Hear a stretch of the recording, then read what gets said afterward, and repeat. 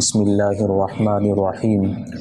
محترم سامعین، انشاءاللہ العزیز ہم نماز تہجد کے بارے میں، نماز تہجد کا طریقہ کار، نماز تہجد کن اوقات میں پڑھی جا سکتی ہے اور کتنی رکعت کم سے کم اور زیادہ سے زیادہ کتنی رکعت پڑھی جا سکتی ہے، نماز تہجد کے متعلق گفتگو کریں گے۔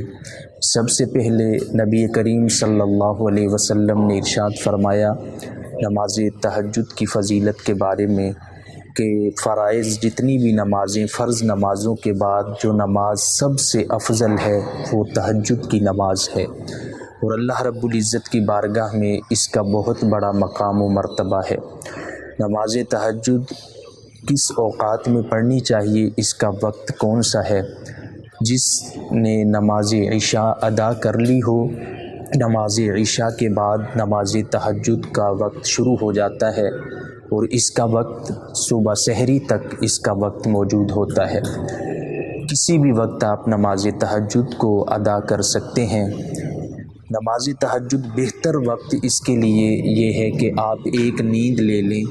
ایک نیند لینے کے بعد، کیونکہ مفسرین فرماتے ہیں کہ جب بندہ سوتا ہے، سو کر اٹھتے ہوئے اس کے نفس پر گراں گزرتا ہے کہ اعمال کو کرنا، تو جو اعمال کرنے کے لیے نفس پہ گراں گزرے، بھاری ہو، تو اس کا اجر و ثواب بھی اتنا ہی زیادہ ہوتا ہے۔ تو اس لیے جب سونے کے بعد ہم نماز تہجد کے لیے 2-3 بجے 4 بجے کے قریب اٹھتے ہیں تو ہمارے نفس پر بڑا گراں گزرتا ہے، بہت مشقت لگتی ہے، تو اس کا اتنا ہی اجر و ثواب اللہ رب العزت کی بارگاہ سے ہمیں ملتا ہے۔ نماز تہجد کی نیت کیا ہے؟ نیت سب سے پہلے ہمارے دل کے ارادے کا نام ہے۔ جو ہم اٹھیں گے تو ہم یقیناً نماز تہجد کے لیے ہی اٹھے ہیں، تو یہ ہماری نیت ہے، لیکن نیت کے الفاظ کو زبان سے دہرا لینا بہتر ہے۔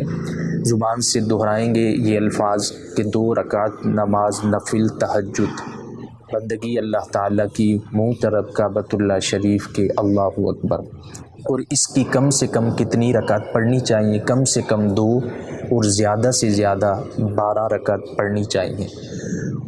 علماء کرام فرماتے ہیں کہ کم سے کم اگر وقت ہو آپ کے پاس تو 4 رکعت نماز نفل تہجد کی ادا کیے جائیں۔ اگر وقت ہو، وقت نہ ہو تو کم سے کم 2 بھی پڑھ سکتے ہیں، لیکن ضروری ہے کہ ہم 4 کا اہتمام کریں۔ اور مفسرین فرماتے ہیں کہ جس کا کوئی کام نہ بنتا ہو، جس کے کام میں رکاوٹیں ہوں، آزمائشیں ہوں، مشقتیں ہوں، اور کوئی کام نہ ہو رہا ہو، وہ اللہ کی بارگاہ کے اندر نماز تہجد کا اہتمام کرے اور پھر اللہ کی بارگاہ میں اپنی اس معاملات کو پیش کر دے۔ اللہ رب العزت اپنی فضل اور اپنے رحمت سے اسے پورا فرما دے گا۔ تو ہمیں نماز تہجد کا اہتمام کرنا چاہیے، اور اس کے متعلق جو بھی مسائل ہیں وہ ہمیں سیکھ کر اس کا آغاز کرنا چاہیے۔